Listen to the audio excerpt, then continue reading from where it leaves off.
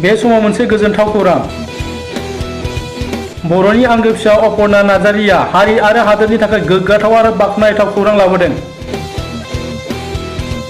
गिबियै Indian अंडर-20 women's टीमनि captain महरै हान्जाखौ दैदेननायाव देरहासार जानो हादों।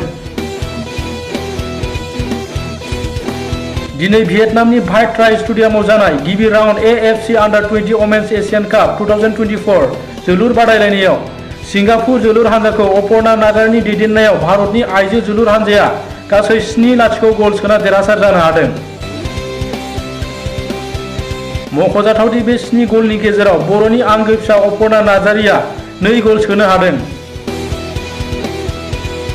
बिनि उनाव नैथि राउन्ड जोलुर बादायलायनाया भारत आरो इन्ड'नेसियानि गेजेराव फैगौ 9 मार्चआव गेलेनाय जागोन।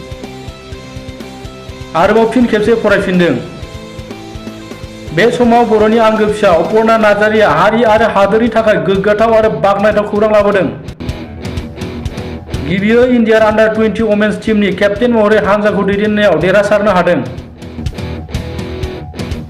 दिनै भियेटनामनि भाइट ट्राई स्टेडियामाव जानाय गिबि राउन्ड एएफसी अंडर-20 वमेन्स एशियान काप 2024 जोलुर बादायलायनायाव सिंगापुर जोलुर हान्जाखौ अपर्णा नार्जारिनि दैदेननायाव भारतनि आइजो जोलुर हान्जाया गासै 7-0 गल सोना देरहासार जानो हादों।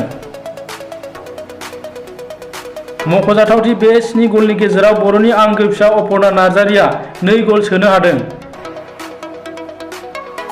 बिनि उनाव नैथि राउन्ड जोलुर बादायलायनाया भारत आरो इन्ड'नेसियानि गेजेराव फैगौ 9 मार्चआव गेलेनाय जागोन।